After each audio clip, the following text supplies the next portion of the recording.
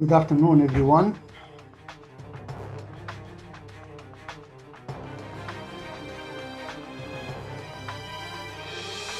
Starting my lecture. Now I move on to the question of equivalence and context in translation. How do we approach a text if we are to translate a text? How do we approach it? What is it possible to have equivalence in the first place? To me, equivalence is translation equivalence is a kind of metaphor rather than an actual kind of thing, simply because it's impossible to have equivalence between X and Y. Once you change X into Y, Y must be different somehow. So there must be some translation loss or some translation gain. We have to either lose or gain when we translate. This is a reality. Something there, like it or not. So equivalence is a kind of metaphor. Instead of equivalence, I would prefer the term resemblance, translation resemblance, rather than translation equivalence. But for convenience, of course, we use the term equivalence. But one should be aware of the fact that equivalence is out of the question, is impossible interlingually when you translate from one language into other. And it's also out of the question intralingually, in intralingual translation. When you are translating in the same language what you're saying,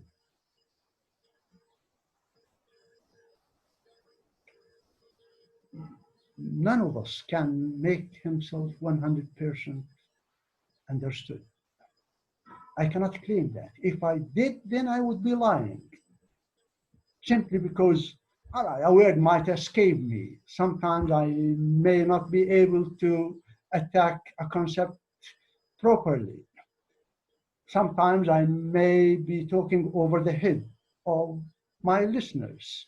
So it's impossible. All right, it's impossible for this to happen. Total communication is out of the question. And this is more so when it comes to total translation, because in total communication, we are dealing with the same language. In interlingual communication, we are dealing with two languages. So total translation is even more impossible because it's one more step removed from the source language. If we look at translation studies and translation theories these days, we find many buzz dichotomies, very familiar dichotomies. And if we look closely at these dichotomies, for example, someone authors a book about translation studies, and he wants to inject it with his own ideas. So at the end of the day, he comes up with some dichotomy. Semantic versus communicative translation. Newmark. Okay, so if you ask someone, what do you remember Peter Newmark for? And the answer must be semantic versus communicative translation. What do you remember Julian House for? And the answer for someone who has read Julian House, the answer would be overt versus covert translation. What about Nida, Eugene Nida? What do you remember him for? Formal versus dynamic equivalence or functional equivalence. Catford. What about Catford? Formal versus textual equivalence. All these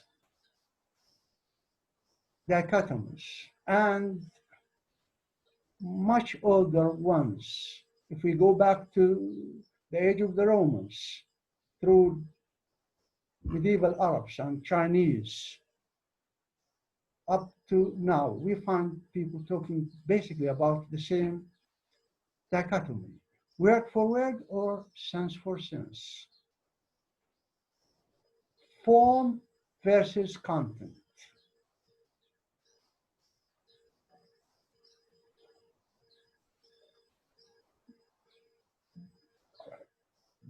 Can we distinguish between, for example, semantic translation and documentary translation, or communicative translation and instrumental translation,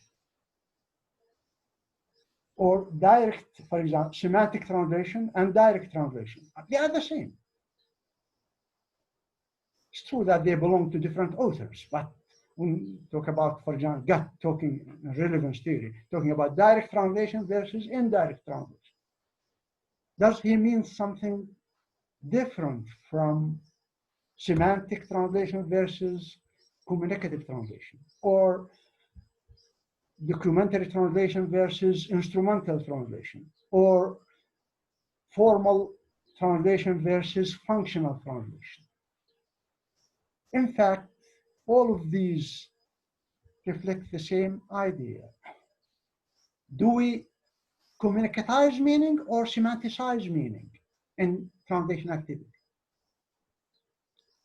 Communicatizing meaning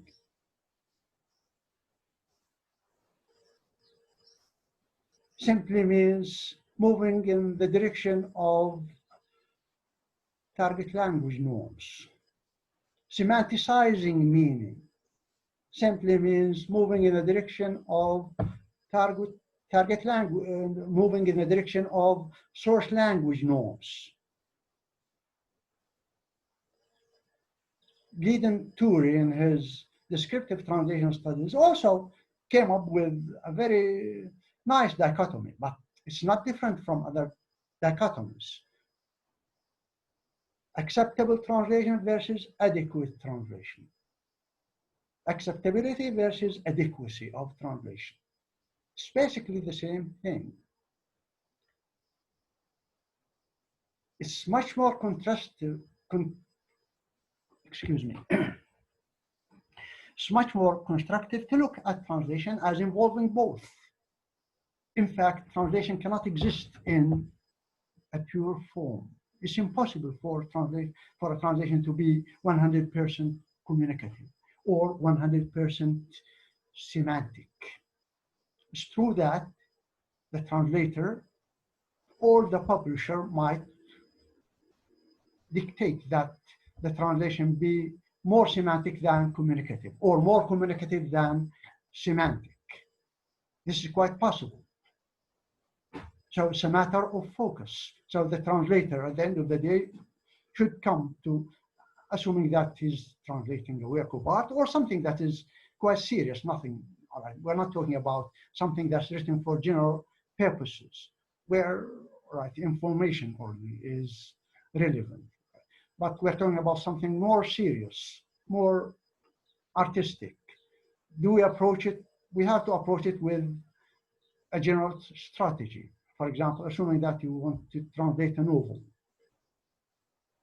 you have to adopt a general kind of strategy. Either you should, all right, be biased to semantic translation or communicative translation. And this should reflect in your translation. But it's impossible for your translation to be purely semantic or purely communicative, or what Venuti refers to as domestication versus foreignization. Domestication. When you domesticate, you follow target language norms. When you foreignize, you follow source language norms. That's a matter of orientation. For Venuti, all right, Venuti is a before being a translator, he's a literary critic. So he's more sensitive when it comes to transferring cultural things. That's why he wants people to foreignize, get, get cultures closer to each other. How? Through translation, foreignizing things. But can you foreignize a text 100%? I think Benuti himself would say, no, it's impossible. There must be some junctures at which you have to domesticate rather than foreignize. Otherwise,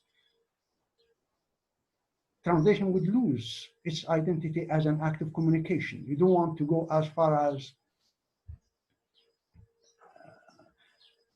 and what your right hand owns. وَمَا مَلَكَتْ أَيْمَانُكُمْ. Okay. We know what this means in Arabic. But what about the native speaker of English? Does this make sense to him? You do. So this is foreignizing, right? Say, and many Quran translators have opted for that.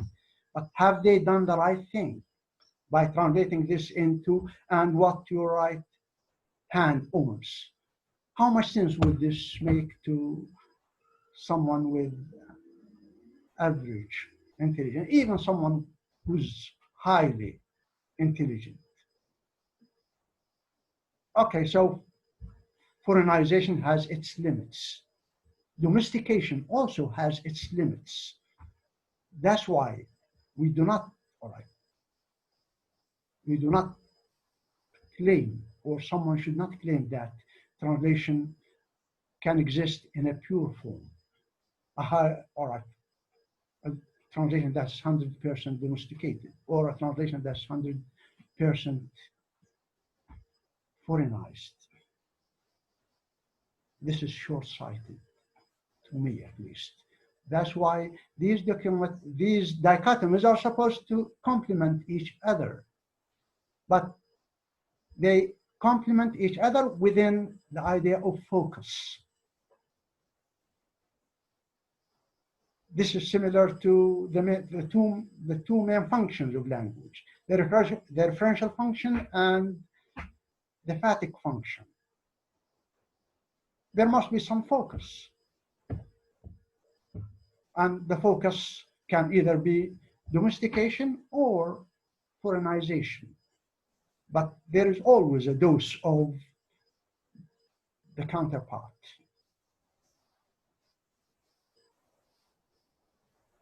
So the question of equivalence is rather tricky in translational studies. To me, and you find this in my publications, I look at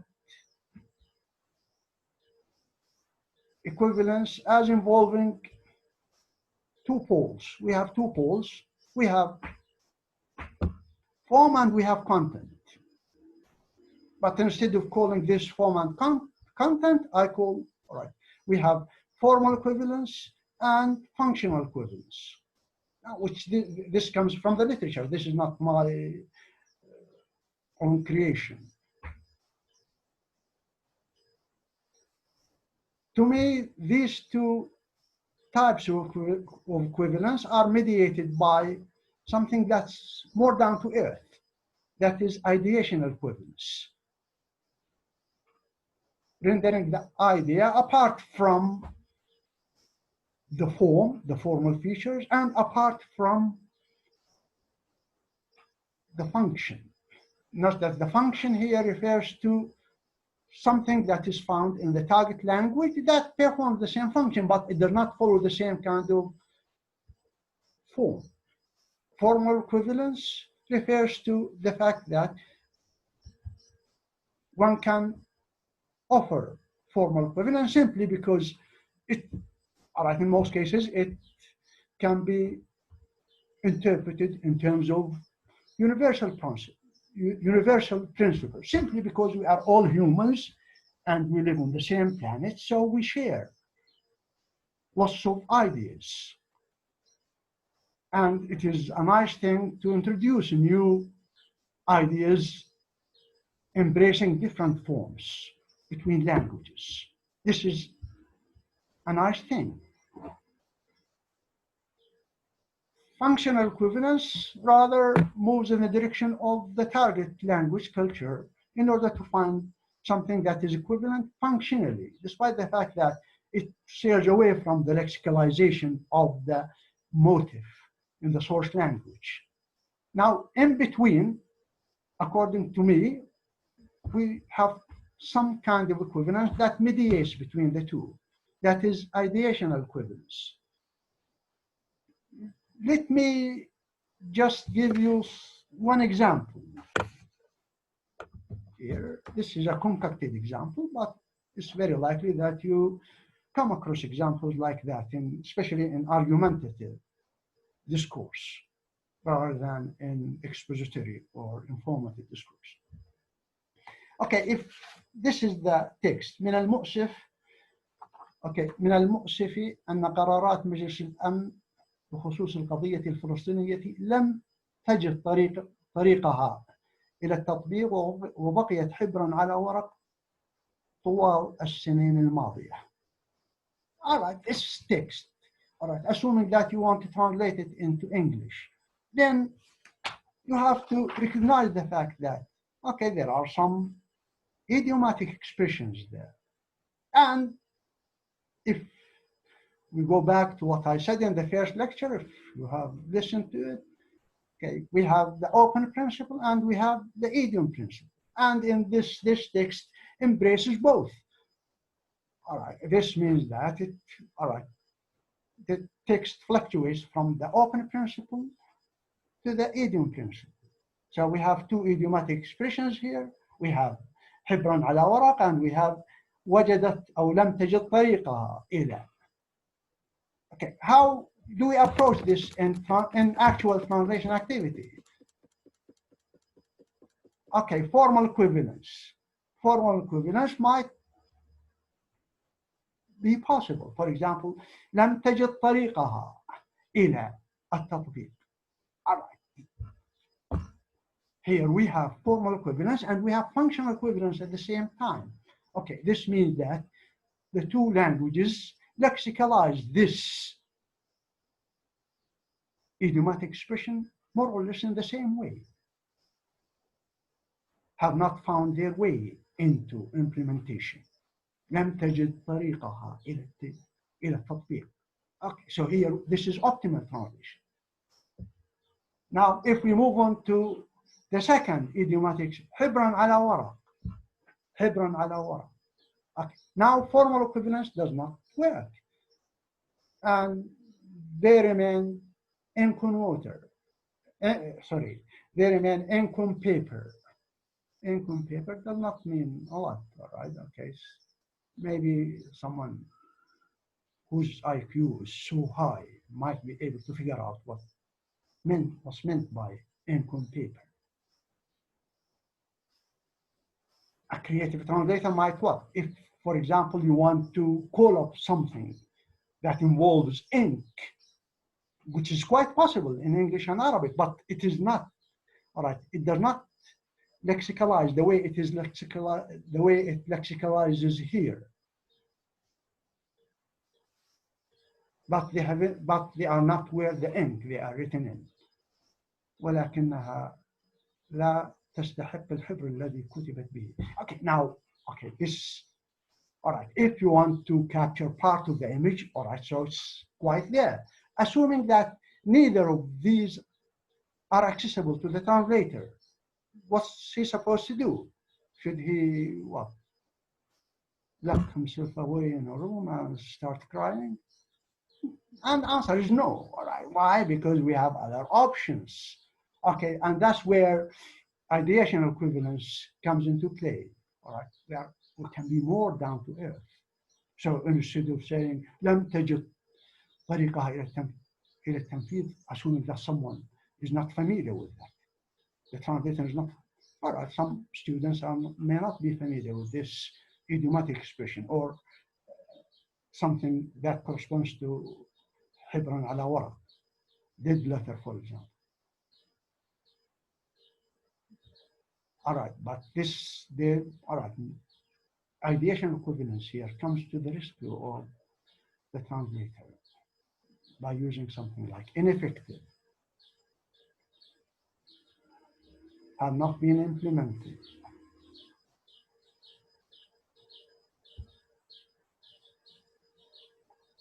have not been activated. All right, there are other options. Okay, form is variable, relatively variable. All right, so form to me enjoys a high level of variability. This contrasts with content. Content enjoys a high degree of constancy.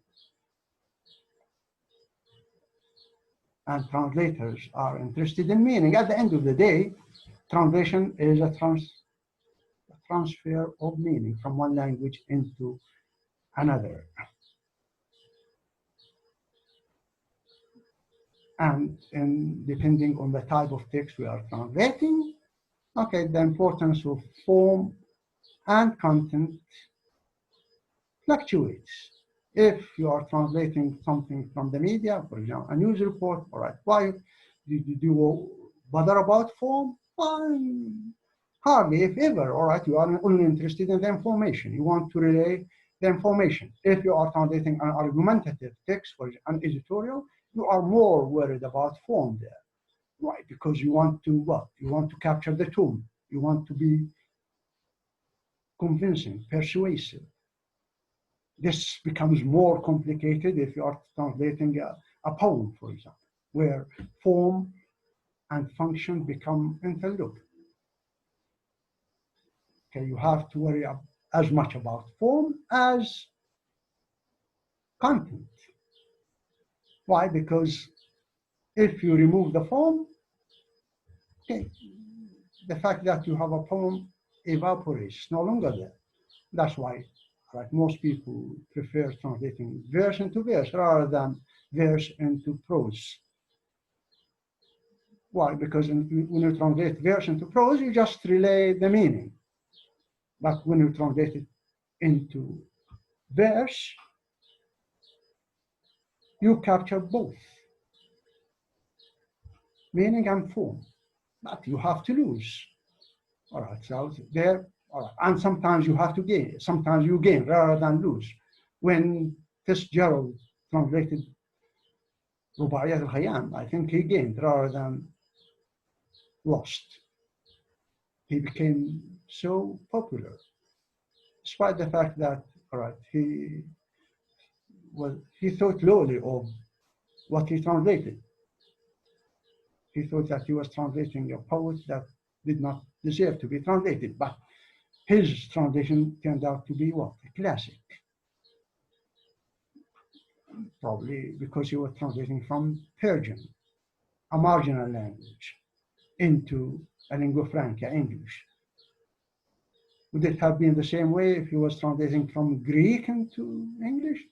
I doubt it. So he wouldn't brag what he has bragged, or even he was referring to, okay, to the Persian poet as someone who's in need of a little art to shape him. Okay, so in other words, I'm translating someone who's nobody, but look, my translation has turned him into something important. What about context?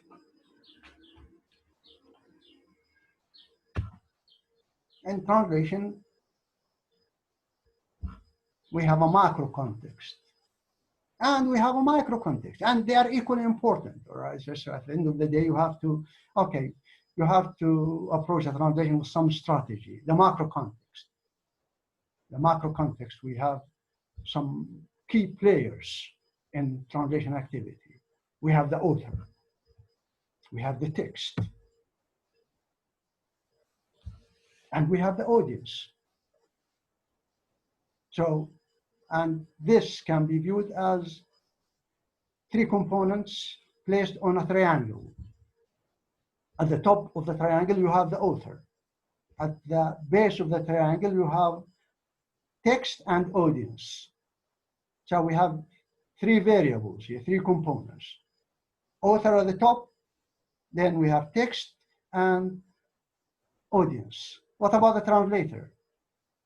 The translator is a key agent here, and it can be not only the translator, but the commissioner. But let's say that it's the translator. So the translator is supposed to be placed in the center of the triangle.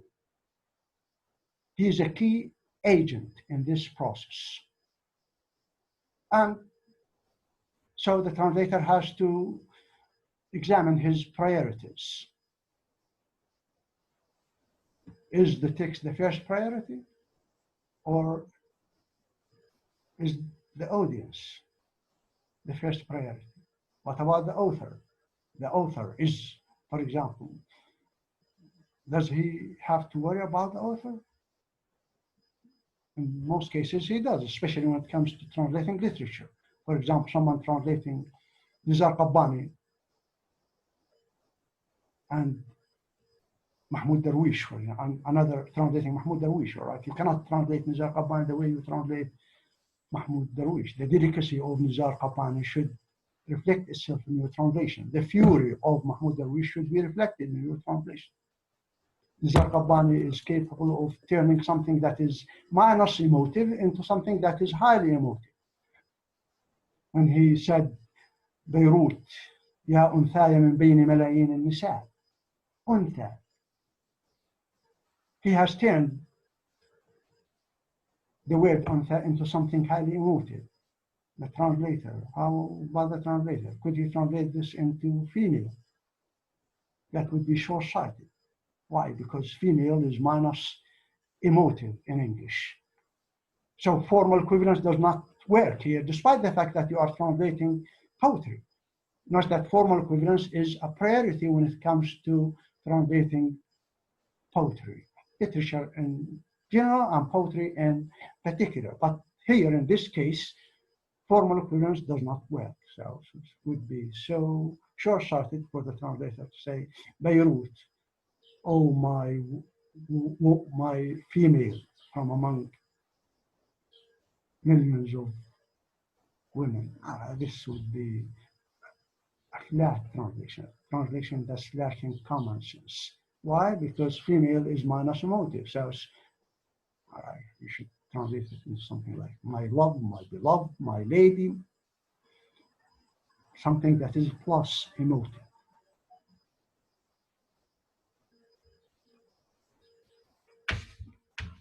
Okay, now,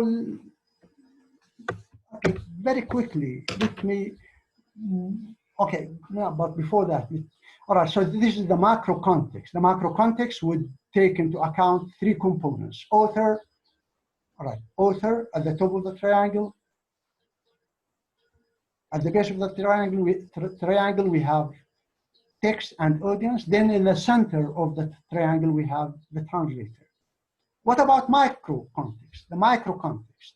At the end of the day, you should be looking at what? At some textual material, some material you are translating, like the text I have just offered. So you have to look at the context, the micro context, in order to decide what a word means. And the micro context can be either psychological or physical or linguistic. The linguistic context simply refers to the surrounding text, which determines what a word means. And this goes without saying, for example, simply because most words in language are ambiguous. The word run, for example. If you look it up in a good dictionary, you might find more than 150 different meanings of the word run. So you have to look at the surrounding context in order to figure out what run means.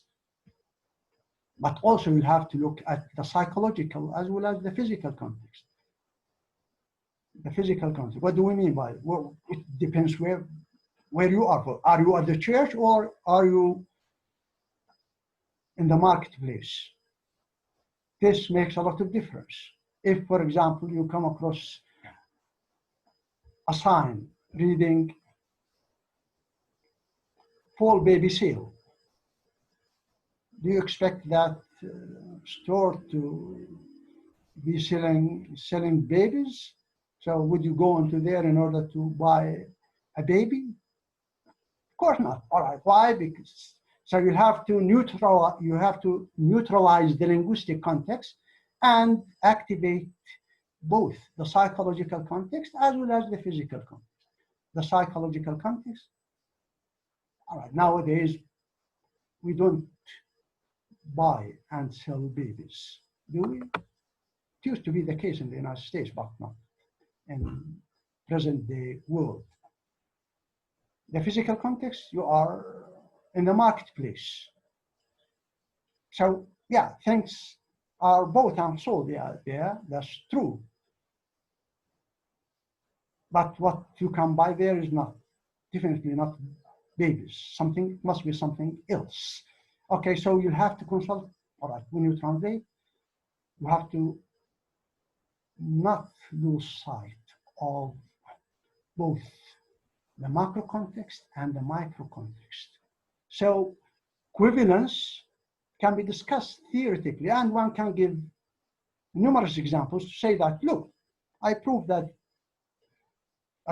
that there are different types of equivalence, but at the end of the day,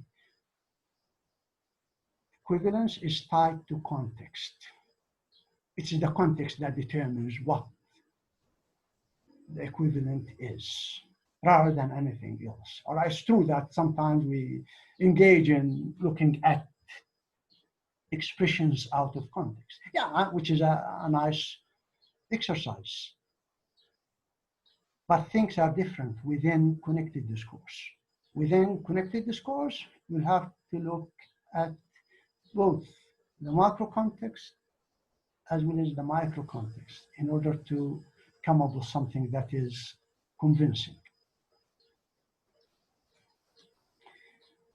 Okay, now let's move on to looking at translation as what, an act of, or a question of relevance, as well as a question of communication, or an act of communication. It is, yeah, so far I have shown that translation at the end of the day is an act of communication.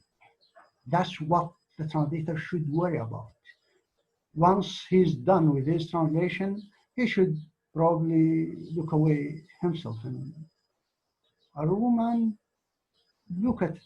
examine his translation and see whether it functions as an act of communication or not. If at one juncture or another it does not, then he should rethink what he has done. Translation is a question of relevance. So at the end of the day, you translate what's relevant. You don't worry about things that are not relevant in the target language. الفاضل الدكتور Mohammed Farghal. Assuming that you come across this in a text you are translating, you have to worry about al-fadl. I am far from being virtuous. Okay, al-fadl says this is not relevant when you are translating into English. Or حامل حرمين الشريفين, and this stuff, all right, or فلان أدام الله ظله, or ذهب إلى الحمام أجلك الله, أجلك الله. All right, أجلك الله here is not relevant. Why? Simply because in the target culture, right, going to the bathroom there's nothing taboo about going to the bathroom. But in the Arab culture, when you buy shoes, when you buy a donkey, when you go to the bathroom, all right, you have to euphemize.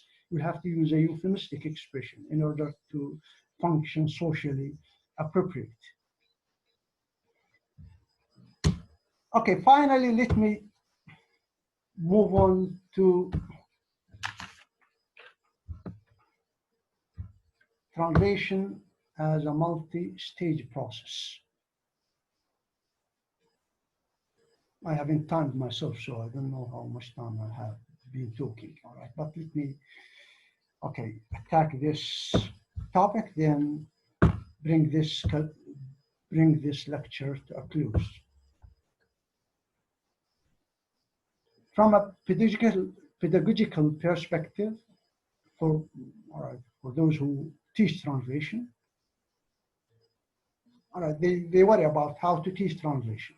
Or is translation a one-stage process, or is it a multi-stage process? To me, it's a multi-stage process, a three-stage process insofar as the pedagogy of translation is concerned. We have pre-translation, we have translation, and we have post-translation. Pre-translation involves reading for translation purposes. Okay, this is different from pleasure reading. It's different from reading for other purposes. Reading for translation purposes involves making notes. You make notes to yourself while reading. You want to translate a text. So you want to read it before you translate it. So you have to make notes to yourself. You have to highlight problematic areas, probably give some answers to some problems in order not to forget them. So you read for translation purposes. This involves making notes. This is called note making. Then once you have read the text and have made the notes while reading it, you can move on to the second stage. That is translate. That is the actual translation. That's when you put pen to paper to start your translation. And there will be a time when you are finished with your translation. When you are finished with your translation, I think it's a good idea to put it away and come back to it later on to engage in the stage of post-translating. Within the classroom, this is probably not available, but if you, for example, if you divide your class into groups, assuming that you have 20 students in your class and you have given them a text to translate, you can divide your class into groups of 5, and first you have them work on the first stage, reading. All right, the members of the group come together and they read the text for translation purposes. They highlight problematic areas in the text. Then once they are finished, they start translating the text and getting feedback from each other. And finally, the post-translation, all right, it could be, well, could be within the same group or could be offered to the whole group, all right? If you want to, for example, if you want to put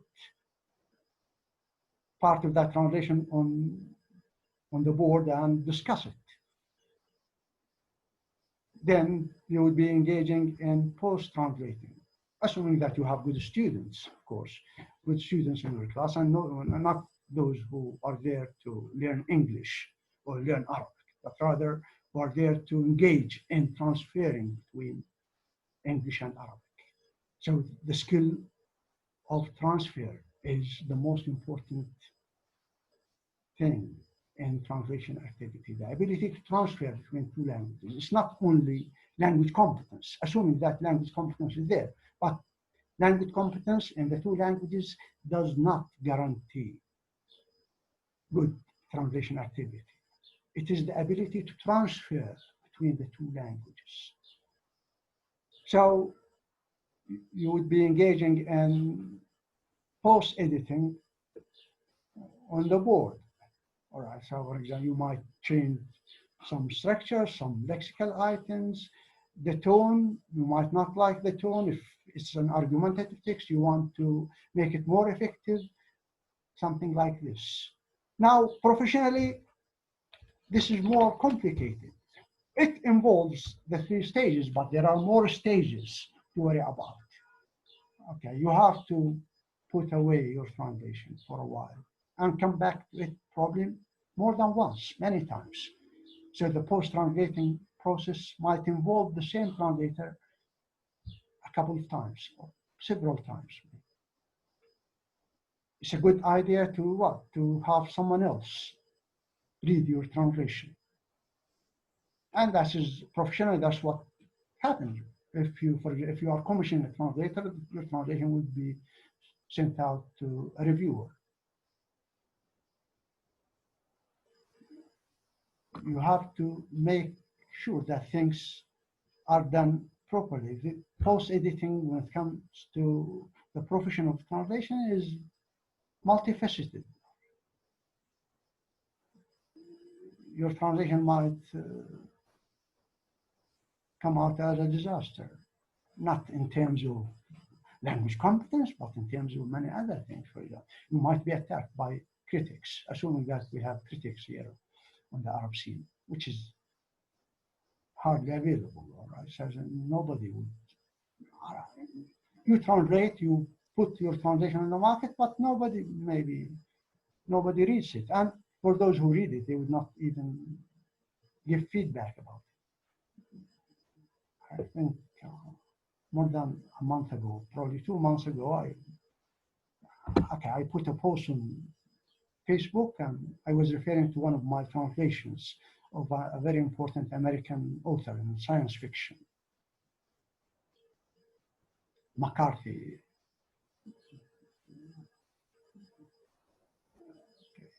And okay, the novel started the road, and it seemed that many people were interested. So I received so many emails from people asking me to send them my translation. And the novel is so popular. It has been turned into a movie, and it has been screened on many Arabic channels. And but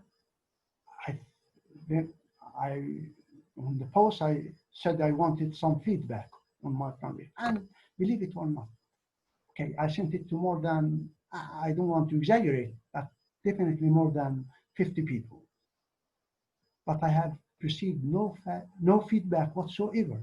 Even if you look at, all right, I checked the internet, and I hardly found anything that makes sense about it. All right, some newspaper reporting on that translation, and just copying and pasting from my introduction to the translation, nothing beyond that.